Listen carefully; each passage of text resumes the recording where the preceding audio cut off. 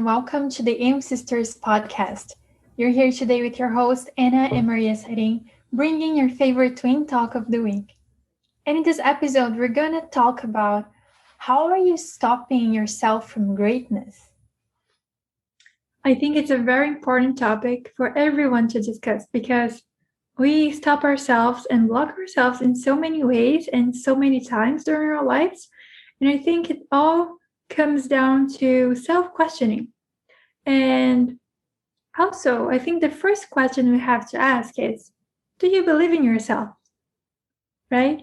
Because if you do not believe in yourself, then of course you're going to be stopping your own potential because you keep not trusting your own potential and not trusting that you are good enough to do something. So what do you think about believing in your own self?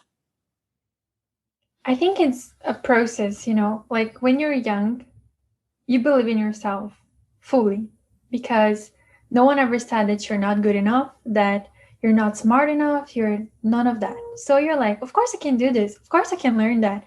And children are always eager to learn new things. And they're always proving that they can do different things.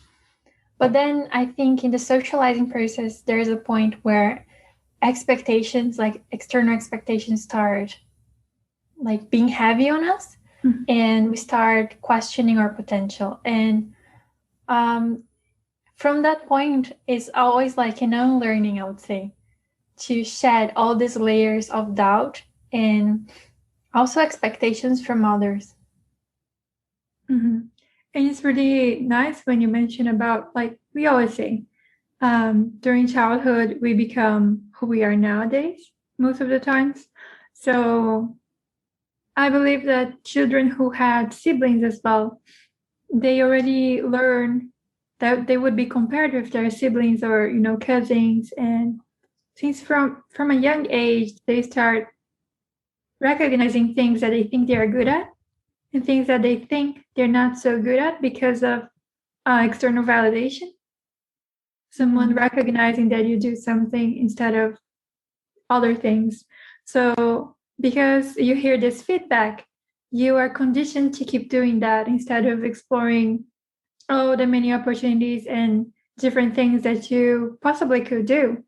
So I think if you have children around you, it's really nice if you encourage them to do everything that they are interested about. And even if they don't know about something, show them, present new things, because they are so great at absorbing everything around them and giving their full energy and potential to that it's really amazing. And especially nowadays, the children are always at home and only staying their computers and playing video games. It's not really encouraging them to explore different things. And I mean, video games, they are so entertaining and colorful, and you are rewarded as well with points and all that. So I do understand that it's hard to take them out of that routine of just doing one thing, but I think it's important to go back to the old ways and allow the children to play with many, many things. Yeah, I think this reminded me of actually something from communication studies that Marshall McLuhan, he used to call things like hot medium or cold medium. So for example, he said video game is full of things, a lot of information at you all the time. So it's like a hot medium because there's no place for you to input your own opinion or your own perspective or understanding. So everything is given to you. So you don't have to think. You just play, But other types of media allow you to have this space for interaction and for your own thoughts. And I think some time ago, I saw a video about a mother trying to teach her child how to be more creative. And she said, the best thing a child can do is like when they are bored, because the kid would come to her and like, hey, mom, I'm bored. I don't know what to do. He said, darling, that's amazing. You're bored. How many things you can come up with right now, So when you give time to being bored, you allow yourself to come up with things that you want to do. And usually those things are more intrinsic to yourself, not someone else imposing like, hey, I think you should do this or that. And I also think like we live in a very weird system, like this capitalist system of ours, because it makes like even parents see what are potentially careers for their children and other things as hobbies. So usually when they think like, oh, this kid is really creative, but that's just a hobby. Or like in our case, we really loved playing instruments, but it's like, of course, she's not going to become like a professional pianist or guitarist or like, guitar player or bass player or whatever, because those are not considered professions. So they're not really encouraged. They're encouraged just as something, a hobby to pass your time. And that's very wrong, in my opinion. Mm-hmm. I think it's interesting when you mention about how kids nowadays, they like video games and all that because they don't need to put any input into that. They only react and do things that are already expected from them. But I think in our case, when we were children, it was exactly the opposite. We never really liked video games or things that we could not create.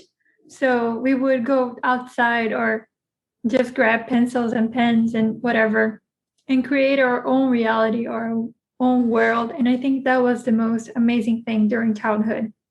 And it surprises me how some children, they don't really like it. They don't have this inner spark of inspiration, like to try to do something out of their hearts, out of their minds. And I think even nowadays, you said we like things that don't make us bored, right? But if we're raised like this, not being bored anytime, our attention span becomes really small, really short. Yeah. And then even as adults, we don't want to do things that we consider boring or that requires more time and attention, like reading. Yeah. And it's a pity, I think. It's really something that people should practice. It's all about practicing, right? It is. But I think it's not that some kids are not intrinsically, creative. I think all of them are, but some are given the space to let it flow and flourish, and others are not. Yeah.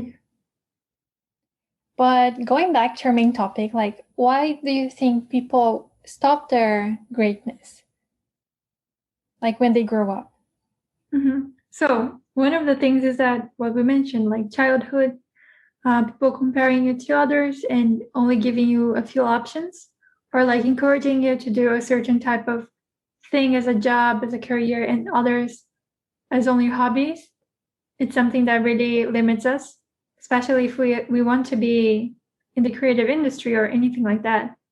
You're not really taken seriously, or people really doubt you all the time. And I think it's almost like, or you are a rebel child, adolescent, and you say, I want to do this and I'm going to do this. I don't care about what you say. Or you feel like almost apologizing for your choice.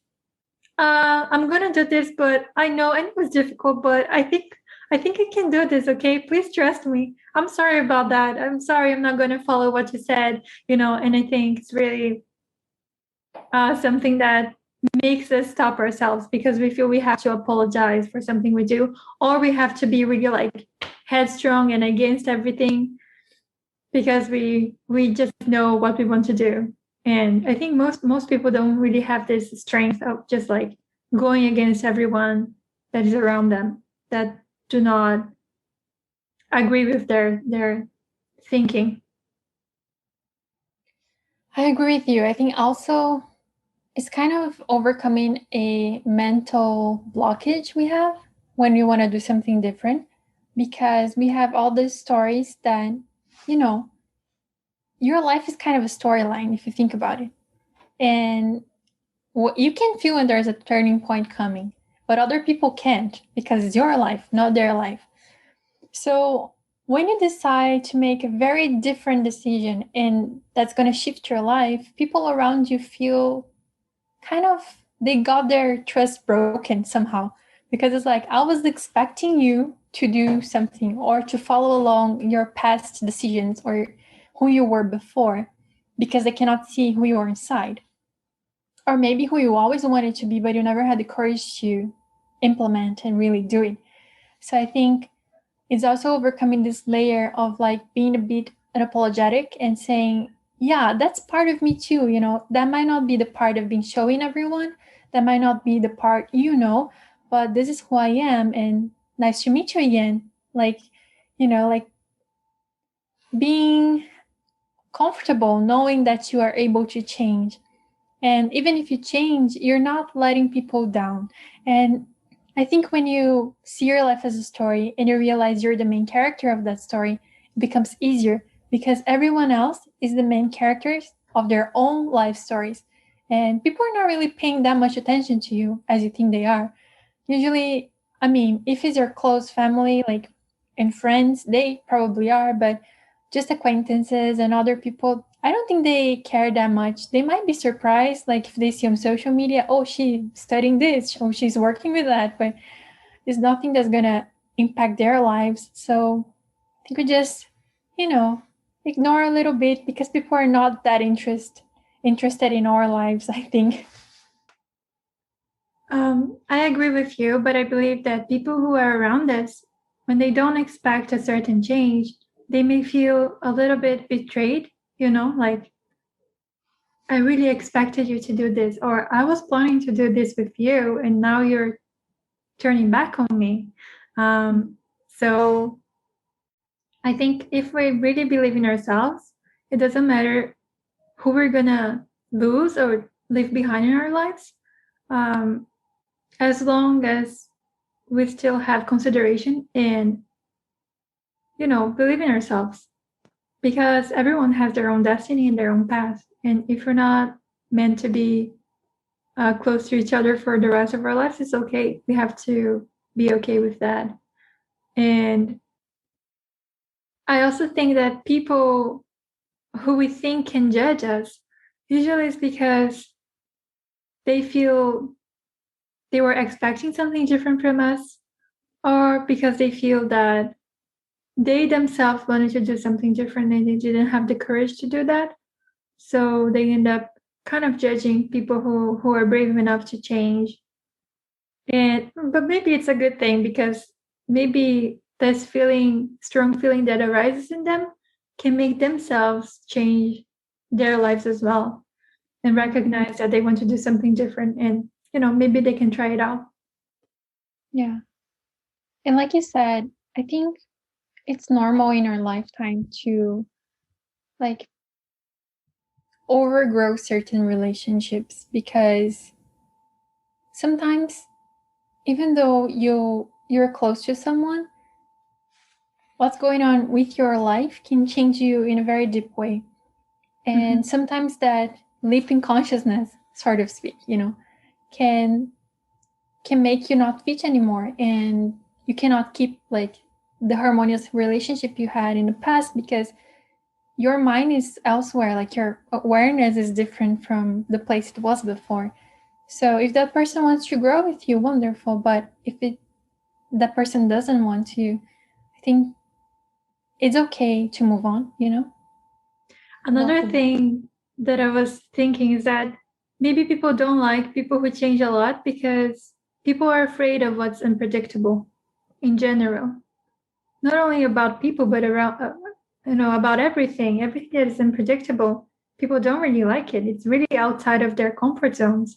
And being around someone who is always changing can be a little bit tricky for them. And I do recognize that, but I think that if we know that we can be considered as a threat to some people, we can also know how to talk to them, to make them feel a little bit more at ease. In your case, do you have an experience like that? Like do you feel you are, changing all the time, or that you're the force that makes people uneasy because a little you're bit, causing trouble or transformation? I wouldn't say I am like a hurricane changing everything around me. Of course not. But yeah, I think I'm always changing. I'm always changing what I want to do, my interests. But I think my core values are still the same always. But I'm not afraid of changing. I really enjoy changing and going to different places and meeting new people and expanding my mindset and, just trying to evolve and meet different things. And I think for a lot of people, it's a little bit uncomfortable because you're like, why is she so, she cannot stay still. Or why is she so eager to keep changing? Some people, they have a really fixed energy, so it's okay too. It's just like differences. But yeah, I think some people, they don't really like it, or they feel they can't really trust or rely on you because probably you're gonna want to travel somewhere else in like 1 year or so. So it's almost like I cannot get too attached to this person because I know they're gonna leave me. So yeah, sometimes I feel like that. But I also feel like you cannot attach to this person because he or she's gonna leave. But this is also like guarding your heart or keeping yourself from living beautiful experiences just because you're afraid of getting hurt, Yeah. And this makes you live kind of a half life if you don't give yourself truly to, situations. Of course, like I said, keeping healthy boundaries, but if you don't allow yourself to leave, it's just like really sad. But I agree with you. I also do like to change a lot. And it's not like a choice, honestly. It's like inner cycles in our life. So every time that I know that this happens with everything, this can be like interests of mine and also like music or, style, everything. So I can see like this little seed of interest starts growing in me. And I'm like, oh my gosh, I think I'm going to get really interested in this topic. And then it grows, grows, grows. And I learn a lot about that thing all at once. That's my only focus. And then starts slowly fading away. And then it goes away. And then some new interest comes up. So for some people, that's really strange because they're like, I thought you liked that thing. But it's like, yeah, but that was last year. And but that's all right because this makes things so much more interesting. But I remember when I was a teenager, my dad was like, oh, another phase is coming. And I was like, this is not a phase. This is who I am. But actually, it is who you are. This is who I am until nowadays. Of course, we are life path 5. It's all about change. All about For those change. who do not know, people have different life path numbers, and each number represents something different. And number 5 is all related to change. So the moment we were born, we were already, starting to this journey of ups and downs and changes and flying away. And I think it's interesting how you mentioned that you just feel you are becoming something different. You just feel you're going to a different direction. You're pulled to a different direction. And it's almost like a straight line in our lives, and we have many, many pathways. And we are just like following. It's like following your intuition, just knowing that you are guided to go to that place. You're guided to go there because of something. Maybe you're going to meet someone really important in your life. Maybe you're going to do something that's going to change your life. So I think everyone has this inner guidance, and sometimes we don't really listen to it. Or if we are too like questioning our intuition, we can get some guidance, talk to a psychic or tarot reader. I think it's really useful.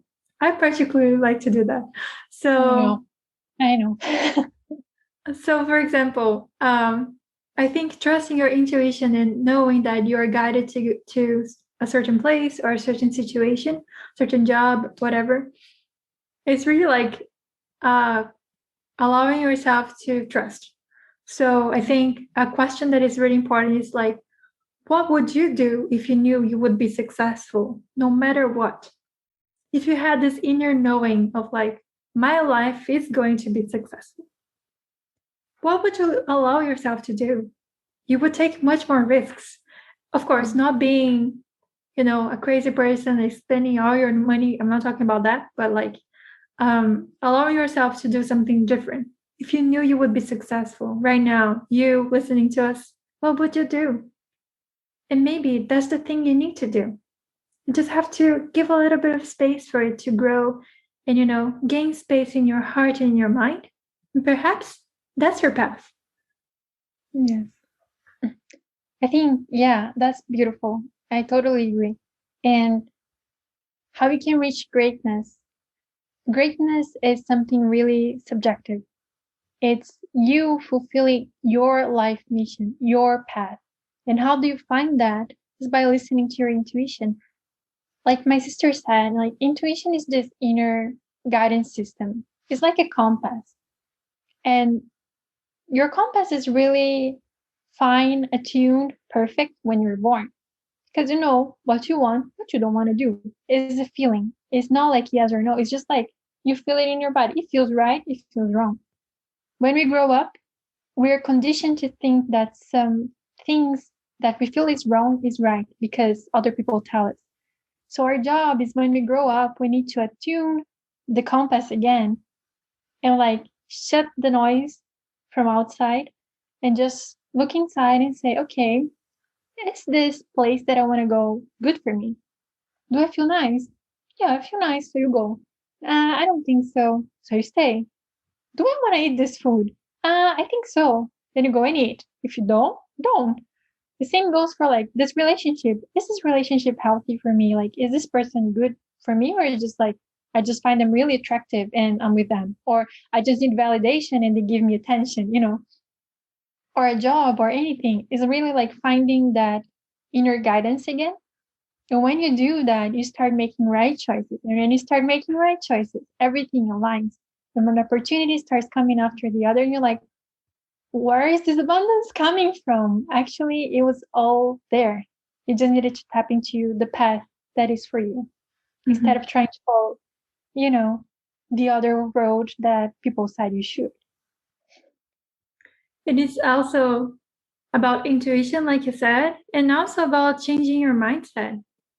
Because if your mindset is conditioned to think that success or greatness, it's earning a lot of money, working for a company that is really well recognized, sometimes that's only conditioning. Maybe sometimes it's only like what you learned throughout your life, but you're feeling sick in your body. You feel resistance to go to work. You're tired. You don't have energy to do anything else. Your relationships are falling apart. Even if you have money in your bank account, other things in your life are super out of place. This is a huge sign that maybe that's not the thing for you. And it's not because you're going to change and not going to have financial stability anymore.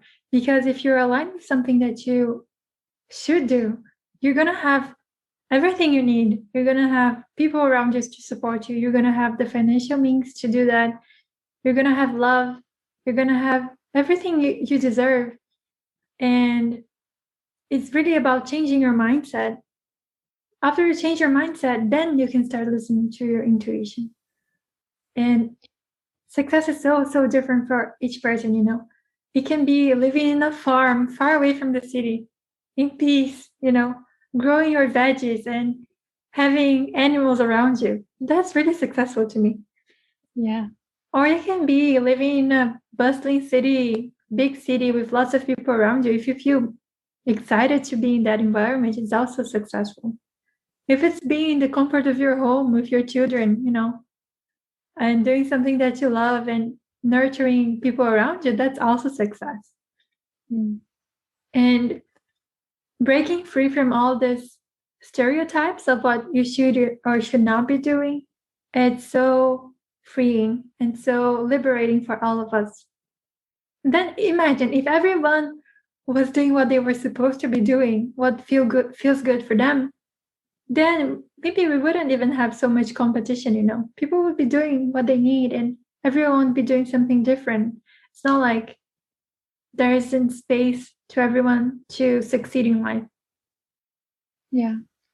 And also, when you were talking about in the beginning, like you work for a big company or corporation, all those things, I think it's also important to think that what is the impact of your life on the planet and in other people's lives? Because if you're working this job that is not aligned with the things you believe in, like if you work for this big company that is like polluting the oceans, or, you know, doing things that you don't agree with, or has like slave labor or childhood labor involved in their process or whatever, would you like to give your energy and lifetime to support such a thing? Well, I don't think so. And there are so many ways you can make a living, you know. So I think it's important to also see your lifetime as an impactful time, and what is the legacy you want to leave, you know, and what are the things you're doing during this time. So you can choose to be numb and just, oh, I'm gonna earn my wage and live my life, but your life is so precious, you know. So many souls are not incarnated if you think about it. So you have a life for a reason. Mm-hmm. And if you think of yourself not only as a small piece in the game of life, if you think yourself as a protagonist of your life, then everything becomes more aligned, I think. Yeah.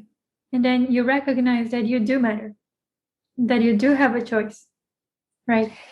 And that's the thing. Like, if you're living this numb lifestyle that you don't think about what you're doing, is because you don't think your own life matters. If you don't think your own life matters, of course you think other people's lives don't matter as well. You know, everything is a reflection. So if you start taking care of yourself, you start taking care of others. And if you see greatness in yourself and if you see your potential, you can actually recognize other people's potential and root for them and allow them to grow, because it's not a competition, you know.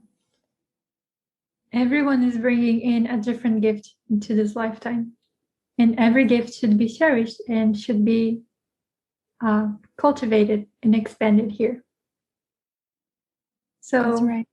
I really hope you can find your greatness and find your life purpose if you believe in that, and really put yourself as a protagonist in your life, knowing that you matter. Everything you do here does matter, and that you are amazing. You're an amazing human being. Yes, believe in yourself. We believe in you. Yes. Thank you very much for listening to us. I hope you enjoyed this episode. And if you're listening us on the podcast, please leave us a review. And if you're listening us on YouTube, please leave us a like, share with your friends, and comment down below. We would love to hear from you. Thank you so much. And I hope you have a lovely week ahead and a lovely weekend as well. Thank you very much for your time. Until next week. Bye-bye.